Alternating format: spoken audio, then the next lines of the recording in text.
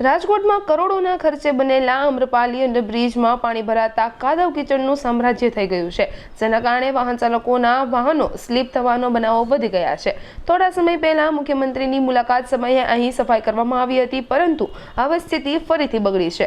બ્રિજમાં થયેલા ભ્રષ્ટાચારના આક્ષેપો સાથે કોંગ્રેસ વિરોધ પ્રદર્શન કર્યું હતું। જો કે પોલીસે તમામ કાર્યકરોની અટકાયત કરી હતી। તેમના દ્વારા સ્થાનિકોને પડતી પારાવાર મુશ્કેલીઓનો વહેલી તકે નિવેડો લાવવા માટે માંગ કરવામાં આવી છે। ડૉક્ટર નૈનાબાઈ જાડેજા અમે અનેક વખત રજૂઆત કરી છે કે ભાઈ અહીંથી સાફ સફાઈ કરો।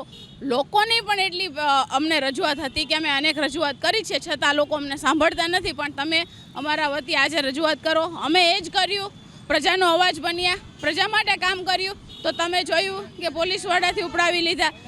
ટૂંકમાં આ લોકોને કામ કરવું નથી અને કામ કરવા દેવું નથી। એ હવે એમને એવું લાગે છે કે આ લોકોને જ્યારે એવું લાગે કે વિપક્ષ કામ કરે છે, લોકો માટે લોકોનો અવાજ બનીને આગળ આવે છે, ત્યારે આ લોકો બસ ધરપકડ કરાવી લે છે કે આ લોકોને કંઈ કામ કરવા દેવું નહીં। અમે કરી તો એમ કે વિપક્ષ નાટક કરે છે। પણ અમે તમને રજૂઆત કરી છે, ઓન પેપર રજૂઆત કરેલી છે ઘણી વખત, રંગુપન સોસાયટીની પણ અનેક વખત રજૂઆત કરેલી છે, છતાં તમે સાંભળતા નથી અને હજી પણ તમે નહીં સાંભળો એટલે વિપક્ષ આ જ રીતે કામ કરશે, લોકોનો અવાજ બનીને આગળ આવશે। તમારામાં તેવડ ના હોય કચરા ઉપડાવવાની તો અમે એ કચરો સાફ કરશું। પણ શું કરે, આ તાનાશાહી સરકાર છે, મૂંગીબેરી સરકાર છે, અને લોકોનો અવાજ એને સંભળાતો નથી, લોકોની તકલીફો એમને દેખાતી નથી।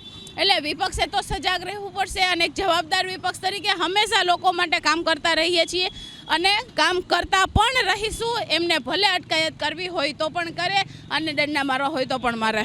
હમણાં જ પડ્યા છે, બહાર બહુ દૂર તો જાઉં, અત્યારે હું આવતી હતી ને ત્યારે જ એક ભાઈ ત્યાં સ્લીપ થઈને પડ્યા છે।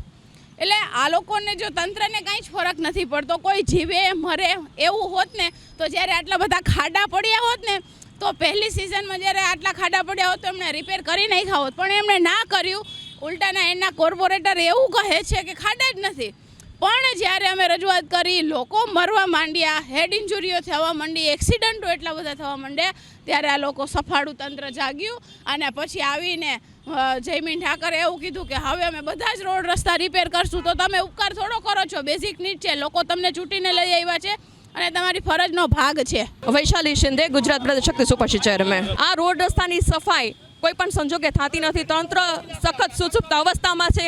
આજે કોઈ પણ કામગીરી નથી થતી, રોડ રસ્તા સ્લીપરી થાય છે ત્યારે કોઈ પણ જાતના પગલાં નથી લેવામાં આવતા। ફક્ત સીએમની હાજરી હોય કે ઉપરથી કોઈ નેતા આવતું હોય ત્યારે જ ભાજપ જાગે છે અને ત્યારે જ એ લોકોને સફાઈ દેખાય છે।